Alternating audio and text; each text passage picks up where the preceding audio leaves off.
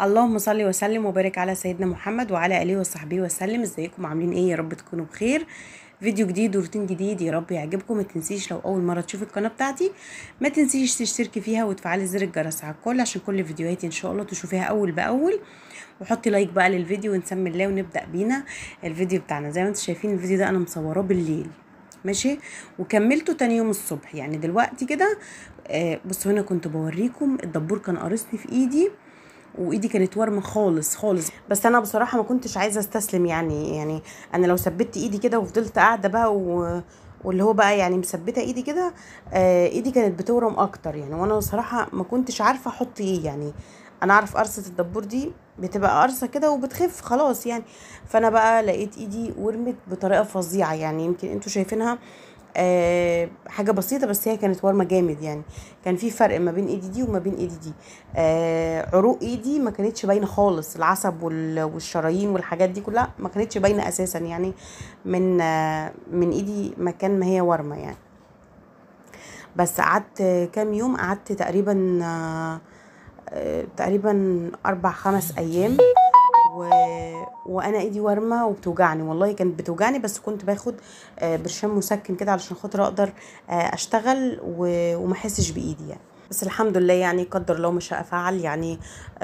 عادي يعني، كلنا معرضين لاي حاجه يعني فجاه كده لقيت الدبور وانا بجيب ليمون من الشجره، فلقيت الدبور بقى مسك في ايدي كده، فالحمد لله يعني.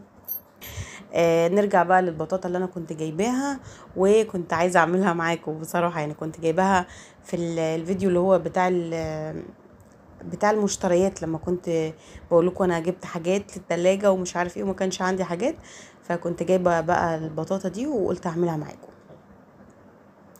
اللهم صل على النبي. بصوا البطاطا دي طبعا كلنا عارفين البطاطا بتتعمل ازاي يعني. هي ليها كذا طريقة يعني. ممكن تشويها العادي خالص، اقل حاجة هتغسليها وهتشويها يعني، تحطها في الفرن تتشوي من غير اي حاجة خالص يعني. تغسليها وتحطيها بقى على الصاجة كده في الفرن وتتشوي. والطريقة بس هي بتطول، الطريقة دي بتاخد وقت كده، بحس ان هي بتتأخر كده وبتاخد وقت وبتطول قوي. اما الطريقة بقى اللي هي التانية، واكيد ناس كتير عارفاها يعني، انك تسلقيها نص سلقه، يعني نص سلقه بالظبط، وتقومي شايلاها من الحله حطها بقى في الفرن تاخد وش كده او تتحمر. بصوا بتبقى خطيره لما تسلقيها نص سلقه وتقومي شايلاها حطها في الفرن، بتبقى جميله. وهو ده اللي انا كنت عايزه اعمله دلوقتي يعني. هو ده اللي انا كنت هعمله يعني، مشروع بطاطا مشويه، وفشل بصراحه معايا يعني. مش فشل يعني، كان في نيتي ان انا هعمل البطاطا اسلقها نص سلقه وبعد كده اشويها، بس العيال قالوا لي لا احنا عايزينها كده مسلوقه. ليه بقى حبوها مسلوقه؟ ليه؟ عشان انا حطيت سكر زي ما انتم شايفين كده. بصوا حطيت سكر، السكر ده خطير، بيخلي البطاطا فظيعه مكرمله كده وبيبقى طعمها جميل ومسكره. يعني مثلا لو البطاطا مسكره بتبقى مسكره اكتر ما هي مسكره، بتبقى تحفه مكرمله كده وبتبقى جميله. ولو البطاطا مش مسكره بتحطي السكر بتبقى مسكره، بتبقى جميله بصراحه. ما تكتريش ميه زي ما انتم شايفين كده، ما تكتريش ميه. هي ليها كذا طريقه طبعا، كلنا عارفين البطاطا بتتعمل ازاي، يا اما بتتسلق يا اما بتتشوي. انا بقى بسلق نص سلقه واشيلها من السلقه احطها في الفرن. هو ده اللي انا كنت عايزه اعمله، بس عيالي قالوا لي لا احنا عايزينها كده. كان طعمها جميل بصراحه يعني. هتشوفوها دلوقتي لما اطلعها بعد ما تتسلق يعني. بصوا انتوا هتشوفوها تحسوا ان هي عاديه، بس هي كانت خطيره، طعمها جميل. والسكر يعني هي مسكره اصلا، والسكر مسكرها اكتر ما هي مسكره. حلوه دي تصدقوا يعني، مسكره والسكر مسكرها اكتر ما هي مسكره. والله بصوا طعمها حلو. المهم يعني خلاص بقى حطيتها على النار. بصوا مش لازم الميه تغطيها يعني، زي ما انتم شايفين كده الميه تبقى يعني تبقى ظاهره كده من الميه. بس هنا خلاص كنت سلقتها وقطعتها كده قبل ما اسلقها علشان ما تاخدش وقت طويل معايا على النار. بس كده زي ما انتم شايفين، بصوا كان طعمها جميل، بصوا مسكره بطريقه مش طبيعيه يعني. بس اهو كده خلاص. كان نفسي بصراحه احطها في الفرن كده في صينيه كده وادخلها على الشوايه تاخد وش كده، بس العيال قالوا لا، فقلت خلاص مش مشكله. بس شايفين عامله ازاي تحفه كان يعني. بصوا طعمها خطير يعني. تعالوا بقى بينا نعمل ايه بقى. نشوف بقى كرتونة المانجا الخطيرة اللي انتوا شايفينها دي. جوزي وهو جاي جاب لنا بقى كرتونة مانجا 10 كيلو، ماشي، 5 و5. اللي تحت كانت عويسي، استنوا كده اما اشوفها عشان انا برضو مش مركزة. اللي تحت عويسي، اللي فوق سكري. وانا بحب المانجا السكري اكتر من العويسي، ولا استنوا ده تقريبا اللي تحت. بصوا ما علينا، هو 5 سكري و5 عويسي، ماشي.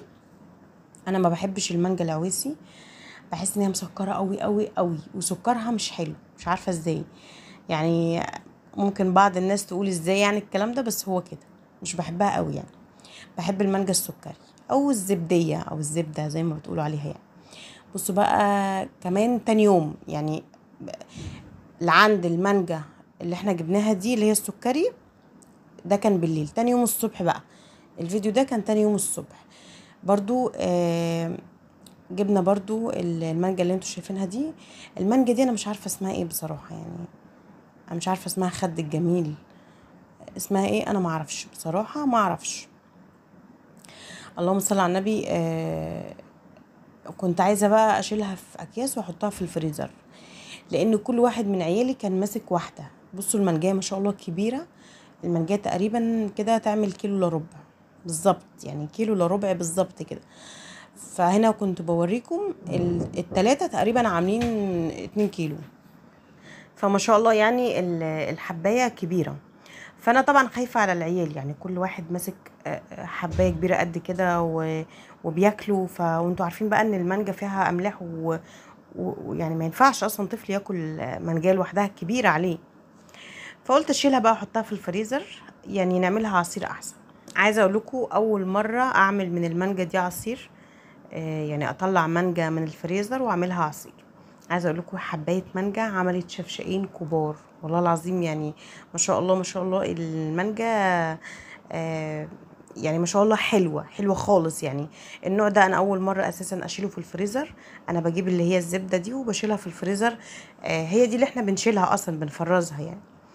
فالنوع ده انا اول مره اشيله في الفريزر بصراحه.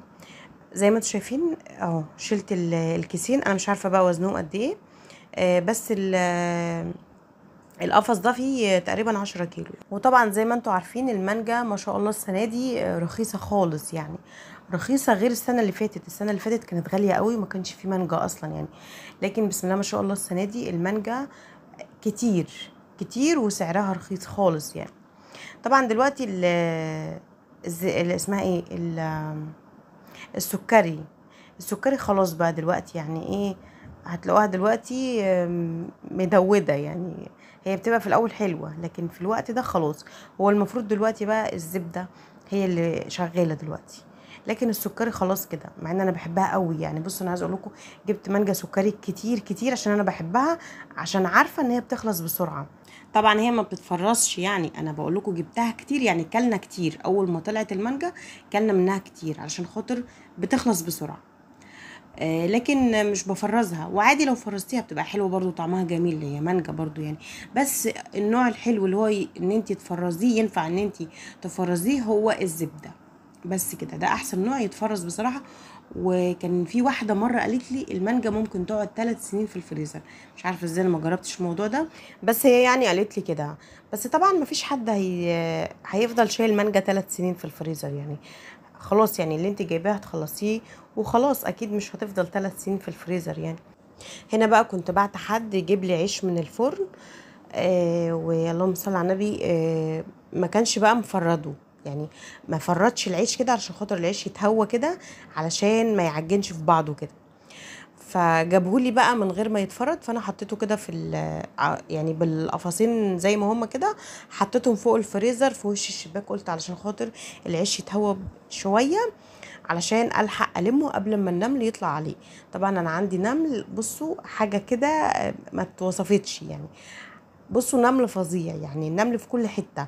شويه الرده اللي انتوا شايفينهم دول لو اتسابوا هلاقي النمل فوق الفريزر. والله بجد انا مش عارفه اعمل ايه. انا جبت بودره وجبت دواء رش وجبت حاجات كتير، والنمل برضو مصر ان هو بيبقى عندي.